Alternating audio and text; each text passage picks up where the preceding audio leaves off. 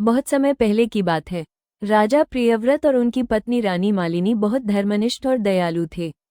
उनके राज्य में सुख समृद्धि थी, परंतु उनके जीवन में एक ही दुख था, उनके कोई संतान नहीं थी। राजा ने कई यज्ञ और पूजा कराए, लेकिन सफलता नहीं मिली। आखिरकार उन्होंने कश्यप ऋषि की सलाह पर पुत्रेष्टि यज्ञ कराया।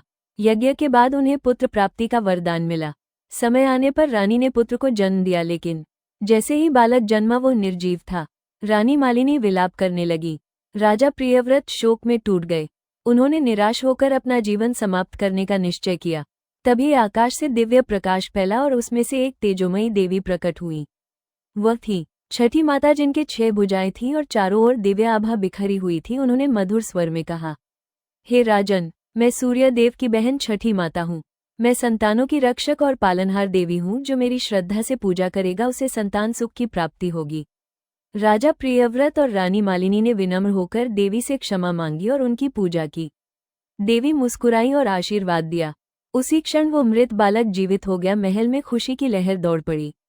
राजा ने वचन दिया, हे देवी, आपके आशीर्वाद से हमारा वंश जीवित हुआ है। अब हर वर्ष इस तिथि पर आपकी पूजा पूरे नियम से की जाएगी। तभी से छठी माता की पूजा का आरंभ हुआ। लोगों ने सूर्यदेव और उनकी बहन छठी मैया की आराधना करनी शुरू की।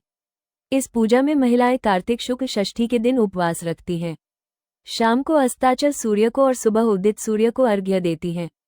कहा जाता है कि छठी माता वही देवी हैं जो हर माँ की संतान की रक्षा करती हैं, उसे दीर्घायु, सुख और समृद्धि प्रदान करती हैं।